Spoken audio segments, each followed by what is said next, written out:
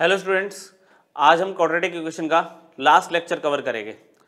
पर ये टॉपिक जो हम इस लेक्चर में पढ़ने वाले हैं सबसे इंपॉर्टेंट टॉपिक है। टॉपिक का नाम है location of roots. Location of roots आपका जेईई मेंस और एडवांस दोनों में पूछा जाता है। टॉपिक में क्या है, स्टार्टिंग वही बेसिक कि ax square plus b x plus c हमारे पास एक क्वाड्रेटिक एक्सप्रेशन है जिसमें a b c real number को बिलोंग करते हैं। A can not be equal to zero, ये पता हमें बात। अगर मैं इसको इक्वेशन कंसिडर करता हूँ f x equal to zero तो अल्फा बीटा इसका दो रूट्स हो गए। अब देखो दो रियल रूट्स की बात हो रही है तो या तो दो अनइक्वल रूट्स हो गए या इक्वल रूट्स हो गए। अनइक्वल रूट्स में हमने लेट कर लिया कि कोई एक रूट बड़ा एक छोटा, तो हमने लेट कर लिया alpha is less than equal to beta, कि या तो अल्फा बीटा से कम होगा या इक्वल होगा। तो उस सिचुएशन में यूजिंग क्वाड्रेटिक फॉर्मूला अल्फा क्या होगा, minus b minus root d by 2a, और बीटा क्या हो सकता है minus b plus root d by 2a, जिसमें d हम सब जानते हैं, बहुत ही बेसिक बात। ठीक है, अब लोकेशन ऑफ रूट्स कैसे हम प्रोसीड करेंगे, कुछ कंडीशंस देखेंगे हम इसमें। पहले कंडीशन समझेंगे, फिर लास्ट में 2-3 क्वेश्चन लेंगे हम। कंडीशन में सबसे पहले तो हम पॉजिटिव और नेगेटिव रूट्स की बात कर लेते हैं। जैसे आपको पता है a x square plus b x plus c quadratic polynomial है, तो उसमें सम ऑफ रूट्स की अगर बात करूं इक्वेशन इक्वल टू जीरो मान के, तो सम ऑफ रूट्स आपको पता माइनस बी अपॉन ए है। अब जब दोनों रूट्स अगर पॉजिटिव होगी आपकी तो सम ऑफ रूट्स भी पॉजिटिव होगा, कोई डाउट नहीं है इसमें। Product of roots c by a होता है, वो भी आपका पॉजिटिव होगा। ठीक है, अगर दोनों रूट्स पॉजिटिव है तो उनका सम भी पॉजिटिव, प्रोडक्ट भी पॉजिटिव। और रियल रूट्स, अब रियल रूट्स या तो इक्वल होगी या डिस्टिंक्ट होगी, दोनों कंडीशंस को काउंट करते हैं डिस्क्रिमिनेंट आपका ग्रेटर देन और इक्वल टू जीरो आ जाएगा। सिमिलरली अगर दोनों रूट्स नेगेटिव है तो सम ऑफ रूट्स नेगेटिव होगा, minus b upon a will be negative. लेकिन इस केस में प्रोडक्ट ऑफ रूट्स कैसा होगा, दोनों रूट्स अगर नेगेटिव है तो प्रोडक्ट आपका पॉजिटिव हो जाएगा। और डिस्क्रिमिनेंट दोनों रियल रूट्स है तो सेम कंडीशन ग्रेटर देन और इक्वल टू जीरो। ठीक है, अच्छा फिर थर्ड केस है हमारे पास condition for one root negative and other positive, मतलब दोनों रूट्स ऑपोजिट साइन के, तो इसमें एक ही कंडीशन सफिशिएंट है। प्रोडक्ट ऑफ रूट्स आप डिस्कस कर लो, आपका कैसा आएगा, वो हमेशा नेगेटिव ही आएगा। जब दो रूट्स ऑपोजिट साइन के, एक पॉजिटिव एक नेगेटिव, तो उनका प्रोडक्ट कैसा आएगा, नेगेटिव आएगा, लेस देन जीरो। ठीक है, तो ये तो आपकी कुछ कंडीशन थी पॉजिटिव और नेगेटिव रूट्स की। अब मेन आ गया आपका टॉपिक लोकेशन ऑफ रूट्स, कि रूट्स की लोकेशन एक नंबर के रिस्पेक्ट में क्या होगी। पहली कंडीशन हमने ली है इसमें, condition for both roots to be greater than a given number k, मतलब एक नंबर हमने k ले लिया नंबर लाइन पर, हमारी जो दोनों रूट्स है अल्फा और बीटा वो k से बड़ी है। अच्छा जो वर्टेक्स होता है, वर्टेक्स आपको याद होगा minus b upon 2a comma minus d upon 4a, पर एक्स एक्सिस पे तो हम सिर्फ एक्स कोऑर्डिनेट ही दिखाएंगे, ये माइनस बी अपॉन 2a है। अच्छा ये वाला अगर हमने पैराबोला कंसिडर किया तो उसमें पहली कंडीशन क्या होगी, a आपका पॉजिटिव है, a क्या आपका coefficient of x square, a positive है। दूसरा अगर मैं k पर फंक्शन की वैल्यू देखूं, अभी ओपन अपवर्ड वाला अगर पैराबोला है तो फंक्शन एट k की वैल्यू कैसी है, फंक्शन एट k की वैल्यू भी आपकी अबव एक्स एक्सिस है तो पॉजिटिव होगी। ठीक, माइनस बी अपॉन 2a जो कि वर्टेक्स है आपका, वर्टेक्स का एक्स कोऑर्डिनेट है, उसकी वैल्यू भी k से ज्यादा है, तो माइनस बी अपॉन 2a की वैल्यू भी आपकी k से ज्यादा है। और फिर दो रूट्स की बात हो रही है तो डिस्क्रिमिनेंट तो ग्रेटर देन और इक्वल टू जीरो होना ही है। ये कंडीशंस आप बना सकते हो, मतलब एक बार अगर इसको विजुअलाइज कर लो कि क्या कंडीशन है तो आप आराम से देख सकते हो कि फंक्शन एट k पॉजिटिव है, minus b upon 2a k से ज्यादा है। ठीक है, उसके बाद ओपनिंग अपवर्ड वाला पैराबोला तो a पॉजिटिव है ही, और दो रूट्स की कंडीशन डिस्क्रिमिनेंट ग्रेटर देन और इक्वल टू जीरो। ठीक है, इसमें रिवर्स आपका a नेगेटिव हो गया तो फंक्शन एट k देखो below x axis, function at k भी नेगेटिव हो गया।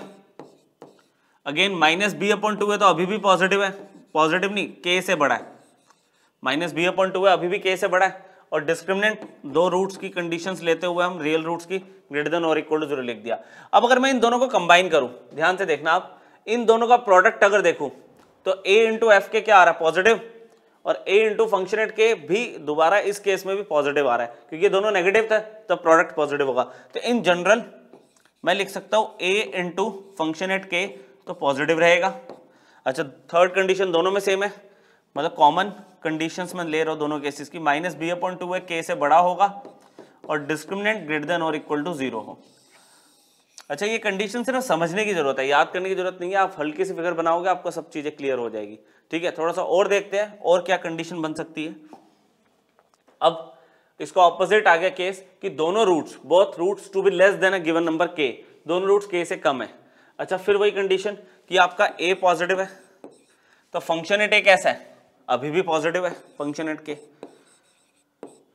लेकिन इस बार क्या हो गया, minus b upon two a की वैल्यू जो है वर्टेक्स का जो एक्स कोऑर्डिनेट है वो k से कम हो गया। Minus b upon two a की जो वैल्यू है वो वैल्यू k से कम हो गई। और fourth, discriminant is greater than equal to 0। इसका रिवर्स केस a नेगेटिव, अच्छा function at k below x axis चला गया, नेगेटिव वाई एक्सिस पे, function at k negative less than 0। अच्छा, फिर minus b upon two a की value इस बार भी k से कम है। अगर बात की जाए तो डिस्क्रिमिनेंट ग्रेटर देन और इक्वल टू 0 है। अगर इन दो ए बी और ए बी केसेस को कंबाइन करूं, देखो a into function at k positive, a into function at k positive, combine कर दूं मैं तो a into function at k तो पॉजिटिव ही है अभी भी। फिर minus b upon two a is less than k और डिस्क्रिमिनेंट ग्रेटर देन और इक्वल टू 0। तो ये दोनों केसेस का कंक्लूजन है। क्लियर? और देखते हैं और केसेस क्या बन सकते हैं। अभी हमने देखा कि दोनों रूट्स एक बार किसी नंबर से बड़े थे और एक बार दोनों रूट्स किसी नंबर से छोटे हैं। ठीक है, और पॉसिबिलिटीज क्या हो सकती है लोकेशन ऑफ रूट्स पे। अब आ गया कि एक रूट आपकी k से कम है और other root is greater than k, जैसे अल्फा आपका k से कम है और बीटा आपका k से ज्यादा है। एक रूट कम एक रूट ज्यादा, नंबर हमें दिया होगा है ना, k की वैल्यू हमें गिवन होगी। तो इस सिचुएशन में अगर मैं बात करूं आपसे तो इसमें देखो अगर a पॉजिटिव है, देखना ध्यान से, a पॉजिटिव है तो ऊपर वाला पैराबोला, लेकिन फंक्शन एट k क्या हुआ, नेगेटिव, फंक्शन एट k तो नेगेटिव हो गया। अच्छा, इसमें सिर्फ यही कंडीशन सफिशिएंट है, डिस्क्रिमिनेंट ग्रेटर देन और इक्वल टू 0 लेने की नीड नहीं है, यही आपको एक सिंगल वैल्यू आपका रिजल्ट दे जाती है। अच्छा, इसमें ऑपोजिट केस हो गया, a अगर नेगेटिव है तो फंक्शन एट k ऊपर चला गया, वो पॉजिटिव हो गया, ये आपका पॉजिटिव हो गया। तो दोनों केसेस में देखो अगर मैं इनका प्रोडक्ट लेता हूं a into function at k कैसा आ रहा है, नेगेटिव आ रहा है। तो ये सिंगल कंडीशन आपको रूट्स का आइडिया दे देगी और जो भी आपसे पैरामीटर फाइंड करने के लिए बोलेगा वो आपको मिल जाएगा। ठीक है, क्वेश्चंस भी देखेंगे, पहले आप कंडीशन समझ लो। ठीक है, ये भी क्लियर हो गया केस। देखे और केसेस क्या है हमारे पास आगे। अब है इसमें कि एक रूट k से कम है और अदर रूट m से ज्यादा है, मतलब इस बार हमारे पास दो कांस्टेंट आ गए। अभी तक हम सिंगल k पे बात कर रहे थे, अब k और m दो नंबर आ गए, k और m, एक रूट k से छोटा है और एक रूट आपका m से ज्यादा है। ठीक है, तो पर्टिकुलरली मतलब दो नंबर भी दे सकता है ना, आपको दो नंबर भी दे सकता है। तो उस सिचुएशन में अगर आप देखो यहाँ पे a आपने पॉजिटिव लिया, फंक्शन एट k और फंक्शन एट, मतलब दो नंबर, ये केस आपका सिंगल नंबर से भी हो रहा था पर ये दो पर्टिकुलर केस दे दिए k और m। ठीक है, उसमें एक वैल्यू अल्फा जो है k से कम है तो वह m से भी कम, ठीक है, और जो बीटा है वो आपका m से ज्यादा, ऐसे दिया होगा तो k और m बीच में आ जाएंगे दो नंबर इनके। तो फंक्शन एट k भी नेगेटिव है, आप देखो बिलो एक्स एक्सिस, और फंक्शन एट m भी नेगेटिव है, दोनों केसेस में नेगेटिव है। इस केस में a नेगेटिव है तो फंक्शन एट k और फंक्शन m दोनों पॉजिटिव है। तो इनकी कंबाइंड कंडीशन क्या बन सकती है देखते हैं जरा। देखो अगर मैं a को फंक्शन एट k से मल्टीप्लाई करूं, a को फंक्शन एट k से मल्टीप्लाई करूं, दोनों केसेस में देखो कैसा आ रहा है, positive negative multiplication negative, negative positive multiplication negative देखे जा रहा है, लेस देन 0। अच्छा, फिर a को फंक्शन एट m से करूं, सेम पॉजिटिव नेगेटिव, नेगेटिव आएगा, नेगेटिव पॉजिटिव नेगेटिव आएगा प्रोडक्ट, तो a into function eight m भी नेगेटिव आएगा दोनों ही केसेस में। ठीक, केसेस आपको मैंने पहले बना के दे दिए, बस एक बार समझ के अप्लाई करना आना चाहिए। अब जैसे सबसे इंपॉर्टेंट केस ये है, पहले k और m दो नंबर बीच में थे, अब क्या हुआ k और m दो नंबर बाहर चले गए। ठीक है, और हमारी जो दोनों रूट्स है वो इस इंटरवल के बीच में k और m के। तो देखो सबसे पहले a पॉजिटिव, फिर फंक्शन एट k चेक करना और फंक्शन एट m चेक करो, अबव एक्स एक्सिस दोनों पॉजिटिव है, function at k positive, function at m positive. और अब सबसे मेन एक कंडीशन कि जो ये माइनस बी अपॉन टू है, एक्स वर्टेक्स का जो एक्स कोऑर्डिनेट है वो k और m के बीच में आ रहा है, तो उसको आप ऐसे लिखोगे, वो k और m के बीच में आ रहा है। ठीक है, बहुत बार केस सामने आएगा ये, और दो रूट्स है तो इसमें ये ले सकते हो, मतलब कई जगह डिस्क्रिमिनेंट लेने की जरूरत पड़ेगी, जैसे इस पर्टिकुलर केस में पड़ेगी, इंटरवल वाले केस में। पीछे 2-3 केस में हमने नहीं लिया। इसका रिवर्स a नेगेटिव, तो फंक्शन एट k भी नेगेटिव है। इस सिचुएशन में फंक्शन एट m भी नेगेटिव है। अच्छा, बाकी वो कंडीशन तो सेम ही है कि जो हमारा -b/2a है वो k और m के बीच में है और डिस्क्रिमिनेंट ग्रेटर देन और इक्वल टू 0। अब इसको कंबाइन करते, देखो a into function at k और a into function at k, देखो इधर दोनों पॉजिटिव उधर दोनों नेगेटिव, तो प्रोडक्ट कैसा आएगा? प्रोडक्ट कैसा आएगा? पॉजिटिव। फिर a into function eight m positive, a into function eight m ये भी पॉजिटिव, क्योंकि ये दोनों नंबर नेगेटिव थे, पॉजिटिव आ रहा है। अच्छा, फिर उसके बाद ये k की वैल्यू दोनों केसेस में -b/2a की वैल्यू दोनों केसेस में k और m के बीच में लाई कर रही है, और लास्ट d ग्रेटर देन और इक्वल टू 0 है ही। ठीक है, तो एक कंडीशन हो रहा है आई थिंक इसमें, हाँ लास्ट कंडीशन है ये। आपको बोलता है कि भाई एक रूट, एग्जैक्टली एक रूट इस गिवन इंटरवल में। देखो अभी हमने क्या बोला था कि k और m दोनों रूट्स के बीच में, फिर हमने बात करी k और m के बीच में दोनों रूट्स है। अब आ रहा है कि k और m के बीच में कोई एक रूट है, जैसे ये देख लो k और m के बीच में एक रूट है, बीटा बाहर है वो। ठीक है, उस सिचुएशन में आप इसको देखना, फंक्शन एट k कैसा आ रहा है? पॉजिटिव आ रहा है, और फंक्शन एट m कैसा आ रहा है? नेगेटिव आ रहा है। अच्छा, इसका ऑपोजिट केस देखना, अगर ये नेगेटिव a आपका नेगेटिव आ रहा है, उस केस में देखना आपका फंक्शन एट k पॉजिटिव है अभी भी, फंक्शन एट m नेगेटिव, मतलब इस बार बीटा जो सेकंड रूट है वो k और m के इंटरवल के बीच में, तो दोनों केसेस के लिए ये कंडीशन वैलिड है, ये सामने दोनों केसेस के लिए, function at k positive, function at m negative. अच्छा, नीचे वाला केस, इस बार क्या हुआ कि जैसे k और m यहां लिया था, अब k और m यहां ले लिया, इस बार बीटा इसके बीच में आ रहा है, तो k negative, function at m, function at k negative और फंक्शन एट m पॉजिटिव। अच्छा, ये चीज इसके लिए भी वैलिड है, बिल्कुल, function at k negative, function at m positive. तो उस सिचुएशन में अब आपको देखो सारे केसेस को अगर आप ध्यान से देखो तो हमेशा होगा क्या, अगर एग्जैक्टली एक रूट किसी इंटरवल के बीच में आ रही है तो उन दोनों पॉइंट्स k और m के फंक्शनल वैल्यू का प्रोडक्ट नेगेटिव आएगा, function at k into function eight m negative आएगा आपका। तो अब इंप्लीमेंटेशन देखते हैं, केसेस तो आपने ऑलमोस्ट सारे समझ ही लिए, इंप्लीमेंटेशन देखते हैं। जैसे आपको बोला है find the set of values of p for which the quadratic equation has at least one positive root. अच्छा, कम से कम एक पॉजिटिव रूट होनी चाहिए। हमने क्या बात की थी? Condition for both root positive, condition for both root negative. अभी हम एक काम करते हैं, पहले बोथ रूट्स की बात कर रहे हैं तो हम पहले डिस्क्रिमिनेंट को ले लेते हैं, रियल रूट्स की कंडीशन। ठीक है, आपने यहाँ पे क्या किया, इक्वेशन को कंसिडर किया p - 5 x² - 2px - 4p = 0।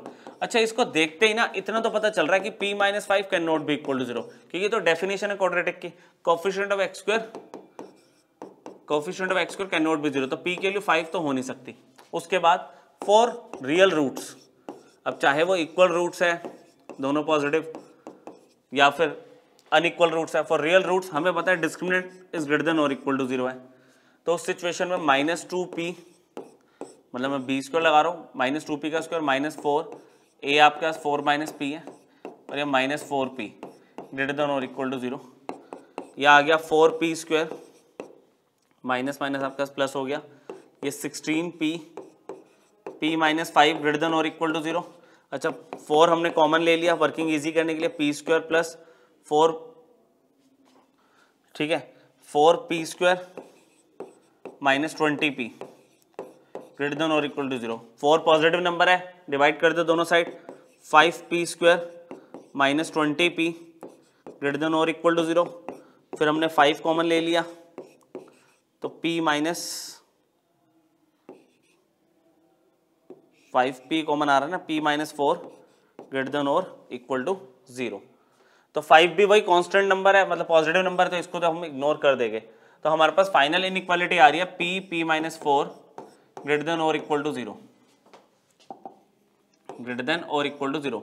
अच्छा, नंबर लाइन पे अगर मैं बात करूं, एक बार p की वैल्यू 0 दिख रही है जिसमें 0 इंक्लूड होगा, एक वैल्यू 4 दिख रही है, 4 इंक्लूड होगा।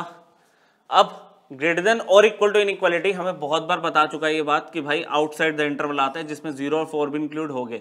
लेकिन अब मैं ले रहा हूं यहाँ पे वैल्यू कि p की वैल्यू लेस देन 0 हो जाए और p की वैल्यू ग्रेटर देन 4 हो जाए, लेकिन ग्रेटर देन 4 में 5 भी तो आ रहा है, ये तो इंक्लूड नहीं होगा। तो उस सिचुएशन में मेरे को क्या दिखना शुरू हो गया कि p belongs to minus infinity से 0, जिसमें 0 इंक्लूड होगा, यूनियन 4 से 5 तक गए, 5 इंक्लूड नहीं होगा, यूनियन 5 से इंफिनिटी। तो at present for real roots ये कंडीशन आ रही है, लेकिन अभी हमने एटलीस्ट वन पॉजिटिव रूट की बात नहीं करी, ठीक है। अब हम बात करते हैं, उसने बोला कम से कम एक पॉजिटिव रूट की बात करें, लेकिन हमने यहाँ पे या तो दोनों रूट पॉजिटिव या दोनों रूट नेगेटिव लिए है। तो अब हम इसमें काम करते हैं, हम लेट करते हैं if both roots are negative, reverse सोचते हैं हम, if both roots are negative, उस सिचुएशन में क्या हो सकता है। अगर दोनों रूट्स नेगेटिव है तो आपको क्या बताया था, सम ऑफ रूट्स, अगर दोनों रूट्स नेगेटिव है तो सम ऑफ रूट्स कैसा होगा, नेगेटिव आएगा, ठीक है। तो therefore sum of roots is less than 0, ठीक है। तो पेज ऐड कर लेते हैं, ठीक है। तो यहाँ पे सम ऑफ रूट्स की अगर मैं बात कर रहा हूँ तो माइनस बी अपॉन ए लेस देन 0 की बात हो रही है, माइनस, अच्छा ये आई थिंक 2p है और a p माइनस 5 था, लेस देन 0, देख ले एक बार हम, माइनस 2p और p माइनस 5, ठीक है। सम ऑफ रूट्स हमारा नेगेटिव आना चाहिए, तो अभी हम देख रहे हैं इस पर वर्किंग, तो माइनस माइनस तो पॉजिटिव हो गया, 2p अपॉन में p माइनस 5 लेस देन 0। अब ऐसी इनइक्वालिटी को कैसे सॉल्व करते हैं, डिनोमिनेटर को मैं उधर तो भेज नहीं सकता, तो फ्रैक्शनल वाली इनइक्वालिटी को कैसे सॉल्व करेगा, p माइनस 5 पॉजिटिव है नेगेटिव आपको नहीं पता, लेकिन जो भी डिनोमिनेटर में फैक्टर होता है, जो भी डिनोमिनेटर में फैक्टर होता है उसका आप स्क्वायर कंसिडर करके दोनों साइड मल्टीप्लाई कर दो। मैं पूरा करके दिखा देता हूँ आपको, p माइनस, ये किसी को करके दिखाने की नीड नहीं होती, आप डायरेक्टली यूज कर सकते हो, पर अभी फर्स्ट टाइम आप देख रहे हो तो मैं इसको करके दिखा देता हूँ। अच्छा, स्क्वायर से क्यों करा मल्टीप्लाई, रीजन स्क्वायर वाली वैल्यू पॉजिटिव होगी तो इनइक्वालिटी पे कोई फर्क नहीं पड़ेगा। तो इससे क्या बेनिफिट हुआ, p माइनस 5 ने p माइनस 5 को क्रॉस कर दिया। दोबारा बोल रहा हूँ, जो भी डिनोमिनेटर में टर्म है उसका स्क्वायर लेके आप दोनों साइड मल्टीप्लाई कर दो इनइक्वालिटी के। p माइनस 5 से p माइनस 5 क्रॉस हो गया तो 2p इंटू p माइनस 5 है, और ये लेस देन, ये तो 0 ही हो जाएगा। यहाँ पे अगेन नंबर लाइन पे मुझे क्या मिल गया, एक बार 0 मिल रहा है, एक बार 5 मिल रहा है। लेस देन की इनइक्वालिटी क्या कह रहा है, 0 और 5 के बीच में, ठीक है। तो एक कंडीशन और थी हमारे पास, दोनों रूट्स नेगेटिव है, तो प्रोडक्ट ऑफ रूट्स कैसा होगा, पॉजिटिव। सारे फैक्टर्स चेक करोगे ना आप, तो c अपॉन a पॉजिटिव आना चाहिए। अच्छा, c क्या है आपके पास, कांस्टेंट टर्म माइनस 4p और a आपके पास p माइनस 5 है। अच्छा, जैसे ही हमने इसको माइनस को उधर ट्रांसफर करा, ठीक है, या क्या है, आप ये कह सकते हो कि माइनस 4 से हमने डिवाइड कर दिया दोनों साइड, तो p अपॉन में p माइनस 5 लेस देन 0 हो गया, और लेस देन 0 होने के बाद ये देखो सेम ही तो बन गया एक तरह से, ठीक है। यहाँ पे 2 हो या ना हो कोई फर्क थोड़ी पड़ रहा है, 2 तो पॉजिटिव नंबर है, तो ये सेम सिचुएशन आ जाएगी, p minus 5 into P less than 0, तो ये तो सेम ही कंडीशन है 0 और 5 के बीच में। अब इन सबका कॉमन रिजल्ट में हमारे पास क्या था कि 0 इंक्लूड हो रहा था, अच्छा 4 इंक्लूड हो रहा था, 5 इंक्लूड नहीं हो रहा था, ठीक है। हमें बोला गया था ये और ये सारा रिजल्ट आना चाहिए, 0 से कम इंक्लूडिंग 0, ठीक है, और 4 से ज़्यादा, और 4 इंक्लूड करके 5 इंक्लूड नहीं होगा। ये हमने पीछे वाले केस में देखा था रियल रूट्स में। अभी सिचुएशन क्या आ रही है कि 0 और 5 के बीच में, तो दोनों में कॉमन क्या है, सिर्फ ये वाला पोर्शन जिसमें 4 इंक्लूड हो रहा है, 5 इंक्लूड नहीं हो रहा, तो p belongs to closed interval 4 और 5 ओपन इंटरवल। समझ आई बात। तो ये देखो इस तरह से कंडीशन अप्लाई करते हैं, sum of roots negative, product of roots positive, और for real roots d is greater than और इक्वल टू 0। अब सिचुएशन ये आ रही है कि यहाँ पे दोनों रूट्स नेगेटिव है, ये जो मैंने कंडीशन ली है, लेकिन उसने बोला कम से कम एक रूट पॉजिटिव होनी चाहिए, मतलब दोनों रूट्स तो नेगेटिव कभी होगी नहीं, है ना। तो मतलब ये वाला फैक्टर हट जाना चाहिए, ये वाला फैक्टर आपका हट जाना चाहिए, ठीक है। तो इस सिचुएशन में आप क्या बोलोगे, एटलीस्ट देखो मेरी बात सुनो, ये जो मैंने कंडीशन ली थी ये किसके लिए थी, दोनों रूट्स रियल है। फिर ये जो मैंने अभी कंडीशन ली 0 से 5 के बीच में, ये कंडीशन किसकी थी, दोनों रूट्स नेगेटिव है, कॉमन 4 से 5 आ गया। अब उसने बोला at least one root is positive, मतलब नेगेटिव कोई भी नहीं होगी, तो उस सिचुएशन में सिर्फ इसको हटा दो। रियल रूट्स का आंसर क्या था, माइनस इंफिनिटी से 0 रियल रूट्स का आंसर क्या था, यूनियन 4 से 5 ओपन इंटरवल यूनियन 5 से इंफिनिटी। ये रियल रूट्स है जिसमें से ये आपको दोनों रूट्स नेगेटिव दे रही है, तो इसको छोड़ दो। पॉजिटिव रूट्स के लिए क्या मिलेगा, एक रूट पॉजिटिव या दोनों roots positive, P belongs to minus infinity से 0 और यूनियन 5 से इंफिनिटी। बात समझ आई? ये सारी रूट्स की कंडीशन थी कि सारी रियल रूट्स इस इंटरवल में आएगी, लेकिन इस इंटरवल में दोनों रूट्स नेगेटिव आ रही है, इसको छोड़ दो तो एटलीस्ट वन रूट पॉजिटिव का आंसर आपको मिल गया। ये एटलीस्ट वन रूट का आंसर है, at least one root is positive, उसका आंसर आएगा P belongs to minus infinity से 0 closed interval union open interval 5 से इंफिनिटी। ठीक है, क्लियर हुआ? देखो अब ऐसे ही और कुछ केसेस हैं हमारे पास कि एक क्वाड्रेटिक दे दी जिसमें a काफी जगह इन्वॉल्व कर दिया, लॉगरिथमिक फंक्शन भी आ गया और बोला गया कि इसके जो दोनों रूट्स है ना, it lie on either side of the origin. Either side of the origin का मतलब क्या हुआ कि ये इस तरह से दोनों रूट्स हुए, ठीक है, इस तरह से दोनों रूट्स हुए, तो इसका मतलब यहाँ पर ओरिजिन की एक तरफ अल्फा हो गया, एक तरफ बीटा हो गया। लेकिन उस सिचुएशन में आप साफ देखो एक कंडीशन दिख रही है आपको कि जो फंक्शन वैल्यू है 0 पर वो नेगेटिव है, जो फंक्शनल वैल्यू है 0 पे वो आपकी नेगेटिव है, साफ दिख रहा है। अब ये fx है मान लो, इसमें फंक्शनल वैल्यू एट 0 कैसे निकालोगे, यहाँ पे x को 0 रखा, 0 हो गया, ठीक है, माइनस यहाँ 0 हो गया, प्लस लॉग हाफ, ठीक है, हाफ, ये है a square minus 6a plus 9 less than 0, यही है। अच्छा, अब लॉगरिथमिक फंक्शन की एक प्रॉपर्टी रिलेशन फंक्शन में हमने देखा था कि अगर ये वाली वैल्यू आपके 0 और 1 के बीच में है तो यहाँ पे ये डिक्रीजिंग फंक्शन की तरह बिहेव करता है। 0 और 1 के बीच में अगर बेस होता है तो लॉगरिथमिक फंक्शन डिक्रीजिंग फंक्शन की तरह बिहेव करता है। तो ये उधर जब शिफ्ट करेंगे हम, जैसे ही मैं इसको उधर शिफ्ट करूँगा यहाँ पे हाफ रेज टू पावर 0, तो इनइक्वालिटी चेंज हो जाती है। तो अब हाफ रेज टू पावर 0 तो 1 ही होगा, तो a square minus 6a plus 9 is greater then 1 आ गया, जिसको हम लिख सकते हैं a square minus 6a plus 8 greater than 0। अच्छा, फैक्टर किए तो a माइनस 4 और a माइनस 2 आ रहा है ग्रेटर देन 0। तो नंबर लाइन पे अगर हम बात करें 2 और 4 ग्रेटर देन की बात हो रही है तो 2 से कम 4 से ज़्यादा, जिसमें 2 और 4 इंक्लूड नहीं होगा। दूसरी कंडीशन यहाँ पे लॉग का जो भी यहाँ पे हम जिसका लॉग देख रहे हैं, मतलब a square minus 6a plus 9, this should be greater then 1, है ना। ये 0 और 1 के बीच में नहीं हो सकता, मतलब वैल्यू 1 से ज़्यादा होनी चाहिए अगर यहाँ पे ये 0 से 1 के बीच में बेस। तो अब अगर मैं इसकी बात करूँ तो ये क्या है, ये तो a माइनस 3 का होल स्क्वायर हो गया, ठीक है, तो ये तो आपका पॉजिटिव है ही, ठीक है। किसी भी चीज़ का स्क्वायर करोगे तो वो आपको 1 या उससे ज़्यादा ही मिलेगा। यहाँ पे a की वैल्यू अगर आप कुछ भी रखो, ठीक है, बस यहाँ पे a 3 नहीं हो सकता, क्योंकि अगर आप 3 ले लोगे, अगर आप 3 ले लोगे तो वैसे भी 3 की वैल्यू तो इसके बीच में आई नहीं रही इस इंटरवल में, और यहाँ पे 3 लोगे तो ये तो 0 हो जाएगा, तो 0 का लॉग तो डिफाइन होगा नहीं। तो यहाँ पे वैल्यू आपकी 1 से ज़्यादा होनी चाहिए, और वो वैल्यू ठीक है सेटिस्फाई हो रही है। तो यहाँ पे अब हम क्या लिखेंगे, a belongs to minus infinity से 2 यूनियन 4 से इन्फिनिटी। समझ आई कुछ बात? मेन पॉइंट तो देखो इसमें ये था, either side of the origin, तो functional value at 0 will be negative, उसको यूज किया। यहाँ पे लॉगरिथमिक फंक्शन की एक कंडीशन यूज करी कि अगर यहाँ पे बेस 0 से 1 के बीच में होता है तो ये डिक्रीजिंग फंक्शन की तरह एक्ट करता है। तो जैसे ही लॉग को उधर हम एक्सपोनेंट में कन्वर्ट करते हैं तो ये इनइक्वालिटी चेंज हो जाती है। डिक्रीजिंग फंक्शन है तो इनइक्वालिटी चेंज होती है, इंक्रीजिंग फंक्शन है तो इनइक्वालिटी सेम रहती है। अच्छा, अगर यहाँ पे लॉग 2 होता तो इनइक्वालिटी सेम रहती। 0 और 1 के बीच में, जब बेस 0 और 1 के बीच में होता है तो डिक्रीजिंग फंक्शन, 1 से ऊपर इंक्रीजिंग फंक्शन रहता है, लॉगरिथमिक फंक्शन। रिलेशन फंक्शन में पढ़ा था हमने ये। फाइनल क्वेश्चन हमारा जो हमने बड़े सारे केसेस देखे थे, इस क्वेश्चन में यूज हो गए। आपको बोला गया एक क्वाड्रेटिक इक्वेशन है, पहले क्वाड्रेटिक इक्वेशन लिख लेते हैं। एक्स स्क्वायर माइनस में m minus 3 into x plus m equal to 0, ये क्वाड्रेटिक है। आपको कह रहा है आपके इस क्वाड्रेटिक के दोनों रूट्स ग्रेटर देन 2 है, मतलब कैसे बनेगा ये, दोनों रूट्स ग्रेटर देन 2 है, तो इसका मतलब 2 यहाँ पे, दोनों रूट्स अल्फा और बीटा आगे है।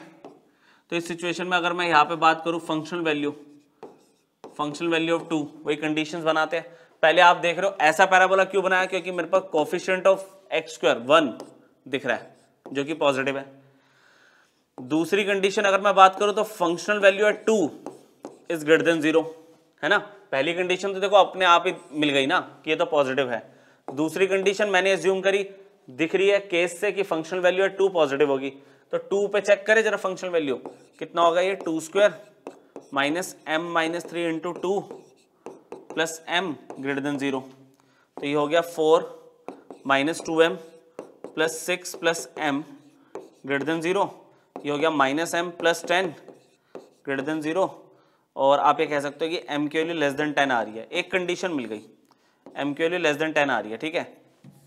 ढंग से लिख देता हूँ इसको, m की वैल्यू लेस देन, अरे ये इसके साथ अब ठीक है, ये 10 आ गया। ये एक कंडीशन लगा दी हमने। फिर एक कंडीशन क्या थी हमारे पास कि जो माइनस बी अपॉन 2 है, माइनस बी अपॉन 2 है आपका 2 से ज़्यादा है, तो थर्ड कंडीशन अगर मैं लगा रहा हूँ माइनस बी अपॉन 2 है आपका 2 से ज़्यादा है माइनस, अच्छा b कितना है, b है आपका माइनस में m माइनस 3, अच्छा 2 इंटू ए तो 1 ही है ग्रेटर देन 2, ठीक है। माइनस माइनस प्लस हो गया, ऊपर आ गया m माइनस 3 और उधर चला गया 4, तो m ग्रेटर देन 7 आ गया। दूसरी कंडीशन ये मिल गई। थर्ड मतलब यहाँ से तो देखो कंडीशन मिली नहीं, एक कंडीशन यहाँ से मिली, एक यहाँ से मिली। जो फाइनल केस हम लगा सकते हैं, दो रूट्स की बात हो रही है तो discriminant will be greater than और इक्वल टू 0, ठीक है। तो माइनस बी स्क्वायर में बात कर रहा हूँ, माइनस m माइनस 3, ये बी स्क्वायर ले लिया, माइनस 4a और c आपके पास m है ग्रेटर देन इक्वल टू 0। इसको सॉल्व किया, m square plus 9 minus 6m minus 4m greater than और इक्वल टू 0, तो यहाँ पे क्वाड्रेटिक जब दिख रही है मुझे दिख रही है m square minus 10m plus 9 greater than equal to 0, तो हमारे पास दो वैल्यूज बन गई, m माइनस 1 और m माइनस 9, ठीक है। तो अब इन सबका कॉमन सॉल्यूशन हमें देखना है, ठीक है। माइनस 10m प्लस 9 परफेक्ट है, चलो देखते हैं। अब नंबर लाइन पर देखो, अगर मैं 1 और 9 की बात कर रहा हूँ, 1 और 9 की बात कर रहा हूँ, जिसमें 1 इंक्लूड हो रहा है 9 भी इंक्लूड हो रहा है, इसके हिसाब से देखा जाए तो 1 और 9 के बाहर होगा आंसर, आउटसाइड द इंटरवल, क्योंकि ग्रेटर देन की इनइक्वालिटी है। फिर 7 आया जिसमें 7 इंक्लूड नहीं हो रहा, इसने बोला 7 से ज़्यादा होनी चाहिए वैल्यू, ठीक है। फिर 10 आया, 10 भी इंक्लूड नहीं हो रहा, ठीक है, और इसने बोला 10 से कम होनी चाहिए वैल्यू, मतलब ये सारी। अब देखो सब में कॉमन क्या आ रहा है, तीनों केसेस में कॉमन क्या आ रहा है, देखो 9 और 10 के बीच में बस 9 इंक्लूडेड 10 नॉट इंक्लूडेड, तो m आएगा, m belongs to closed interval 9 और 10 ओपन इंटरवल। बहुत ही बढ़िया केस, ठीक है। देखो कंडीशन इस तरह से सारी लगानी होती है और सिंगल नंबर लाइन पे फिर आपको इंटरसेक्शन देखना होता है सारी वैल्यूज का, ठीक है। क्लियर हुआ, जब दोनों रूट्स हमारी 2 से ज्यादा है। चलो इससे नेक्स्ट पॉसिबिलिटी देखते हैं इसी क्वेश्चन की। दोनों रूट्स 1 और 2 के इंटरवल में लाई कर रही है, मतलब ये कुछ ऐसा हो गया केस ये तो कि 1 और 2 के इंटरवल में लाई कर रहे हैं दोनों रूट्स, है ना। तो इसमें functional value at 1 functional value at 2 दोनों ही पॉजिटिव है, वही सब पुराने केसेस लगेंगे। तो देखिए जरा, अच्छा फंक्शनल वैल्यू एट 2 तो हम निकाल ही चुके हैं, है ना। ए पॉजिटिव था ही, पुराना वही केस अगर लिखूं मैं, पहली कंडीशन ए तो 1 था पॉजिटिव है, इसका कोई यूज नहीं हुआ। दूसरा फंक्शनल वैल्यू एट 2 पॉजिटिव है, तो अभी हमने निकाला था उससे केस से क्या मिला था, m इज ग्रेटर देन 10, दोबारा सोल्व करने की नीड नहीं है। फिर फंक्शनल वैल्यू एट 1 भी तो पॉजिटिव है इस बार, तो वो रख के देखते हैं। x का स्क्वायर मैंने रख दिया, 1 का स्क्वायर माइनस में क्वाड्रेटिक आपके पास क्या थी, 3 माइनस एम एक्स था, ठीक है। m minus 3x plus m, ठीक है। m माइनस 3x की जगह 1 रखा प्लस m ग्रेटर देन 0, यह आ गया 1 minus m plus 3 plus m greater than 0, तो यहाँ पे आ गया 4 इज ग्रेटर देन 0, कुछ मतलब सिग्निफिकेंट वैल्यू नहीं मिली, ट्रू है, ठीक है। हमें एक ट्रू कंडीशन मिल गई, m के बारे में कुछ नहीं मिल पा रहा है इसमें। अच्छा फिर हमने d greater than equal to 0 जब लिया था अभी, तो उसमें हमारा आंसर क्या आया था, d ग्रेटर देन और इक्वल टू 0, दोबारा करने की जरूरत नीड ही नहीं है इसमें। तो हमारे पास कंडीशन आई थी m माइनस 1 और m माइनस 9 ग्रेटर देन और इक्वल टू 0, नंबर लाइन पर भी बना लेंगे। फाइनल कंडीशन इसमें कह रहा है जो हमारा वर्टेक्स का जो कोऑर्डिनेट था, एक्स कोऑर्डिनेट, वो हमारी वैल्यू जो थी 1 और 2 के बीच में रहेगी। माइनस बी अपॉन 2 वाली जो कंडीशन थी वो देखो 1 और 2 के बीच में है, तो यहाँ पर आपके पास वैल्यू कितनी आ रही है हमारे पास, b कितना था माइनस में m-3, ठीक है, और a कितना 1 है लेस देन 2। तो इनइक्वालिटी सॉल्व करनी है, बस माइनस माइनस प्लस हो गया, m-3/2 लेस देन 2। अब 2 दोनों साइड मैंने पूरे को 2 से मल्टीप्लाई कर दिया, ठीक है, सब में 3 ऐड कर दिया, ये 5 हो गया और ये 7 हो गया। अब नंबर लाइन पे आंसर देखते हैं क्या क्या वैल्यूज है मेरे पास। सबसे पहले 1 है, ठीक है, फिर 5 है जिसमें 5 इंक्लूड नहीं हो रहा, फिर 7 है, फिर आपका 9 भी है, 9 इंक्लूड हो रहा है, और 10 है, 10 इंक्लूड नहीं हो रहा। मतलब नंबर लाइन पे सब कुछ रख दिया हमने, ठीक है। उस सबसे पहली कंडीशन क्या थी, 10 से वैल्यू ज़्यादा होनी चाहिए, ठीक है। इसमें ज़्यादा थी कम थी सॉरी, पहली कंडीशन हमारी रिवर्स हो जाएगी, हाँ तभी तो कुछ कॉमन आएगा। ये यहाँ पे पीछे से ही लेनी थी वैल्यू, m लेस देन 10 है, ठीक है, चलो इतनी कोई बड़ी बात नहीं, m लेस देन 10 है, तो यहाँ पे पहला आंसर तो ये आ रहा है पूरा नंबर लाइन, ठीक है। 10 से पूरे कम ले ली वैल्यू, इससे कुछ नहीं मिला। इसने बोला है वैल्यू 1 और 9 ग्रेटर देन इंटरवल है, ग्रेटर देन का इंटरवल है तो वैल्यू 1 से कम और 9 से ज़्यादा, ठीक है, इसका आंसर ये बन रहा है। फिर इस फिफ्थ कंडीशन का आंसर क्या है, 5 और 7 के बीच में, 5 और 7 के बीच में, तो ये आंसर है।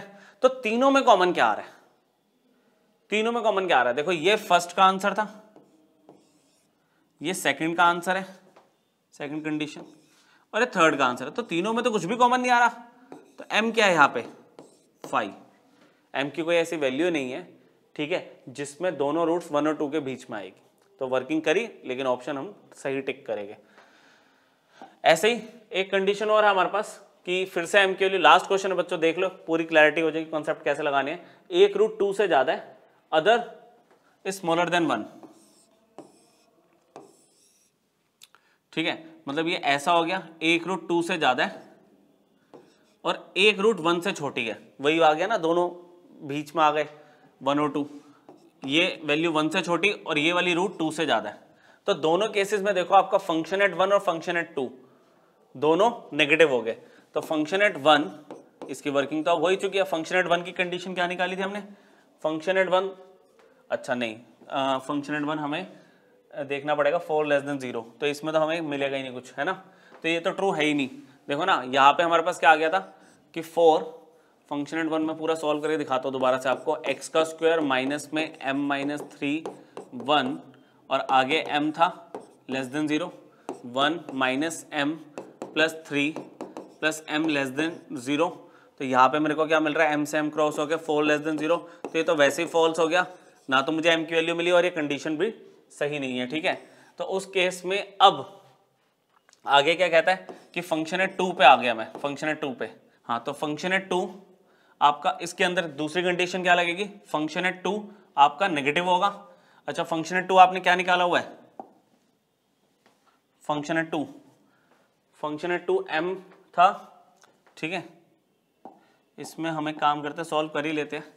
जैसे 2 का square minus m-3 into 2 plus m less than 0 है, तो यहाँ पे 4 minus 2m plus 6 plus m less than 0 चल रहा है, ठीक है, तो माइनस m प्लस 10 हो गया लेस देन 0, तो यहाँ पे m की वैल्यू क्या होगा, 10 से ज़्यादा हो गई। अब देखो एक बात बताओ ना, इसमें दोनों में कुछ कॉमन है, क्योंकि देखो मैं यहाँ पे कह रहा हूँ m की वैल्यू 10 से ज़्यादा, चलो ठीक है, लेकिन ये तो आंसर ही नहीं दे रहा, तो दोनों मतलब इसका आंसर तो क्या हो गया, इसका तो 5 हो गया ना। अब दोनों में कॉमन क्या है, दोनों में कॉमन क्या है हमारे पास, m belongs to 5, empty set, तो इसका भी एम्प्टी सेट आ रहा है, दोनों में कुछ कॉमन वैल्यू नहीं आई ना, ठीक है। तो बस आज आपका क्वाड्रेटिक इक्वेशन कंप्लीट हो गया, बाकी नेक्स्ट क्लास से अब नया टॉपिक स्टार्ट करेंगे। Thank you.